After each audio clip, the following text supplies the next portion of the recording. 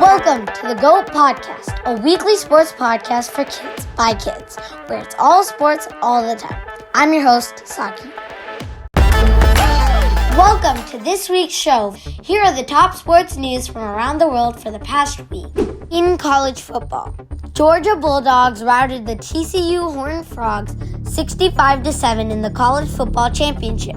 It all started really early in the first quarter, when Bulldogs QB Stetson Bennett decided to take it himself all the way for a 21-yard touchdown. Then the TCU Horned Frogs took it all the way down the field for a 2-yard score. It looked like an even match until now. After that came the power of the Georgia Bulldogs. They just wouldn't stop and the points just kept on coming. Stetson Bennett's 6-touchdown game propelled them to be the 8th team to win the college championship twice in a row. Coming back to cricket. What a performance by King Kohli. He scored 113 of just 87 balls in the first ODI in the India vs Sri Lanka series. Shubman Gill and Rohit Sharma had set up an amazing opening partnership of 143 until Shubman got out. Kohli was in next. He started slow, but soon he was hitting the balls all over the ground. Kohli finished his innings with 113 and carried India to a score of 373. In the chase, Dasun Shanaka hit 108 to keep Sri Lanka in the match, but it wasn't enough, as they fell way short of India's target. Pakistan defeated New Zealand in the ODI series opener, and the star of the show was Naseem Shah. He got 5 crucial wickets to limit New Zealand. The historic first U19 Women's T20 World Cup is starting this week in South Africa. It is action-packed with 16 teams, including the USA, is playing 41 matches. Shout out to Seattle's very own Giovanna, who is part of the USA squad. On a happy note, yesterday was the Indian legend's Rahul Dravid's birthday. What a weekend that was. The finale for the NFC was a good one. The first game, the Los Angeles Rams at Seahawks, was amazing. The defense was spectacular in the first half. Each team limited the other team to field goals to make it 13-6, with a little Rams touchdown sneaked in there. Score was 13-16. Seahawks had to settle for a field goal at the 1-yard line. This is the first time they have done this year. Now the score was 16-16. The Seahawks took a big risk because there was a 1 minute and 27 seconds left. And if the Rams took the field goal, the Seahawks' season would be over. Instead, it was a turnover on downs and the Rams had to punt the ball.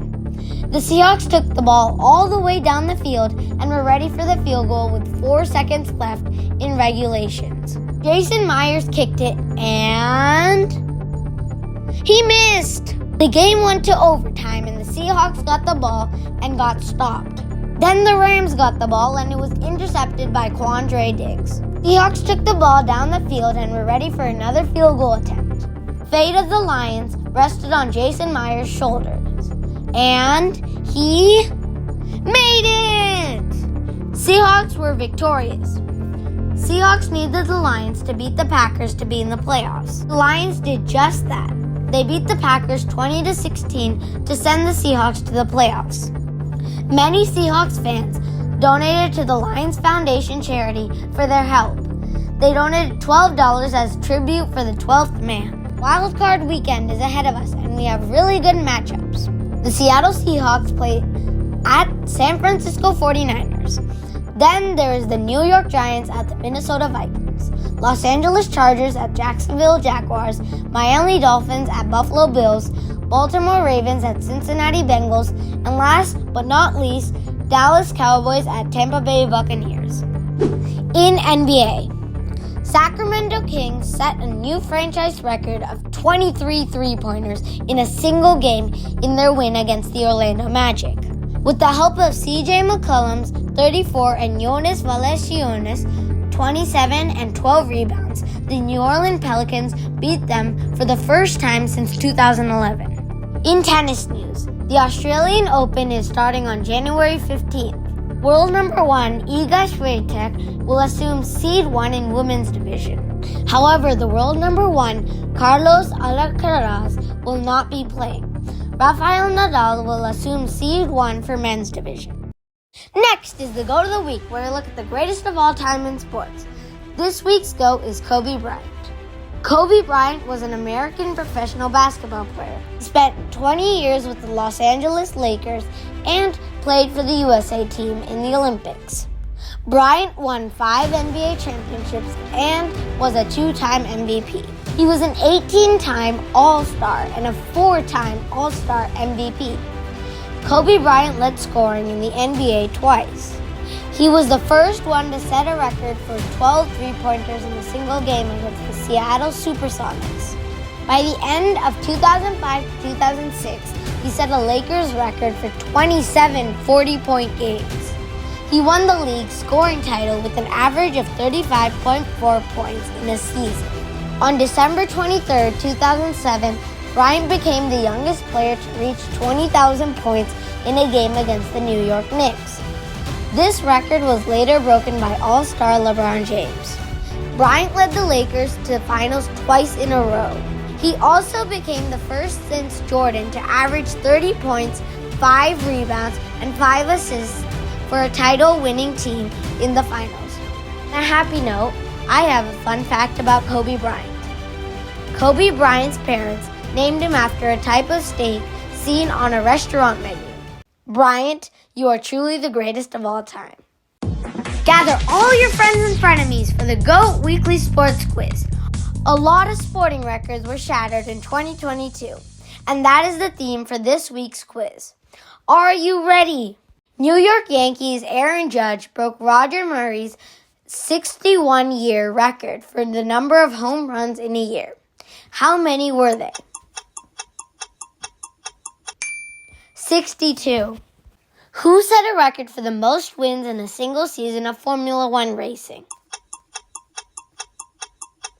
Red Bull driver Max Verstappen secured 15 wins in the last season. The Los Angeles Rams beat the Cincinnati Bengals last year, but Rams coach Sean McVay secured a special place in history. What was it? At 36 years and 20 days, Sean McVay became the youngest coach in NFL history to win a Super Bowl. Who broke the height record in pole vault? Not once, or twice, or 3 times in the same year.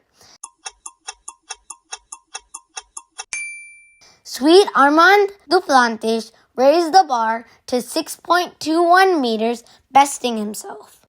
Who broke the record for the fastest double century in one-day international cricket in 2022? Ishan Kishan's double ton against Bangladesh in just 126 balls, besting Chris Gale's 138. And that's our show. Thank you for listening to the GOAT Sports Podcast. Expect a new episode weekly in your favorite podcast app. And please do not forget to subscribe. Do leave your comments and ratings for our show. If you would like your team to be featured in our weekly shoutouts or any other comments, please reach us by email at the Goats Kids Sport Podcast at gmail.com or at Goat Sportscast on Twitter.